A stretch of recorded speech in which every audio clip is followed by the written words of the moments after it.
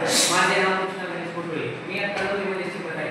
माझ्या शाळेचे नाव सतीश कुटुंबराव पाटील माध्यमिक विद्यालय कलोनी आहे. आपण आपल्या दैनंदिन जीवनामध्ये पाहतो की जे अपंग व्यक्ती असतात, वृद्ध व्यक्ती असतात किंवा जर आपल्या घरातील सुद्धा घ्यायची म्हणते तर जे आपल्या आजी आजोबा असतात तर त्यांना गुडघेदुखीमुळे किंवा काही आजार असल्यामुळे त्यांची अंग थरथर कापल्यामुळे त्यांना स्वतःहून चालता येत नाही. त्यासाठी त्यांना एखाद्या आधाराची गरज असते. त्यासाठी आम्ही हे ऑफर बनवले आहे. हे ऑफर जे आहे मार्केटमध्ये मिळते त्या पद्धतीने नसून हे ऑफर जे आहे ते आम्ही 3-in-1 या पद्धतीने बनवले आहे. म्हणजे हे जे ऑफर आहे ते पायरीवर चालण्यासाठी त्यांना उपयुक्त ठरेल, त्यांना उचलण्यासाठी उपयुक्त ठरेल, तसेच त्यांना सपाट जर संग्रह करायचे असेल तरी याचा उपयोग 100% होतो. आणि या आता जर एखाद्या घरी नसेल परंतु आपले जे आजी आजोबा आहेत त्यांना पायरीवर चढायचे किंवा उतरायचे किंवा सपाट जमिनीवर चालायचे तर अशा वेळी त्यांना आधाराची गरज पाहिजे. म्हणजे त्यांना एक दोन व्यक्ती सोबत त्यांना धरण्यासाठी पाहिजे. परंतु या भारतातील वृद्ध व्यक्ती, अपंग व्यक्ती किंवा आपल्या आजी आजोबा ते स्वतः चालले पाहिजे, म्हणजे ते स्वतः आत्मनिर्भर बनले पाहिजे.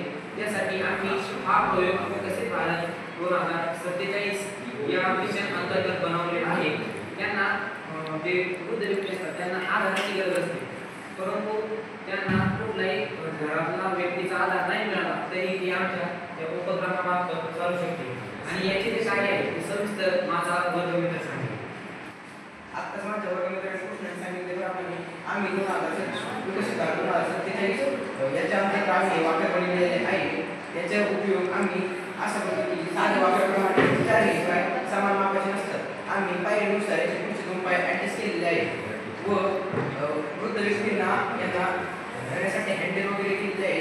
त्यानुसार वृद्ध व्यक्ती आपला जोर देऊन पायरीवर चढता किंवा उतरता येणे त्यांना एकदम सोपं होऊ शकते व तसेच हे वाक्य जमिनीवर सुद्धा चालू शकते. याचे कार्य मी तुम्हाला पायरीवर करून देतो. चला तर आपण आता याचे प्रात्यक्षिक पाहूया. आपल्याला जर मोठ्याने बोल पायरीवर चढायचे असेल तर अशा पद्धतीने त्यांचा जो संपूर्ण जोर आहे तो जोर चालू शकतो. आणि जर त्यांना पायरीवर चढायचे असेल तर ते अशा पद्धतीने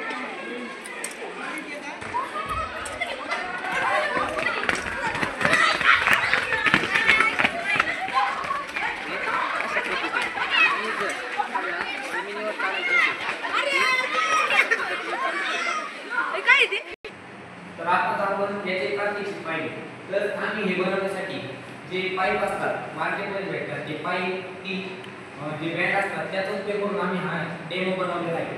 यामुळे जे वृद्ध व्यक्ती असतात त्यांना फार मोठा आधार मिळतो, त्यांना कोणाच्याही मदतीची गरज भासत नाही.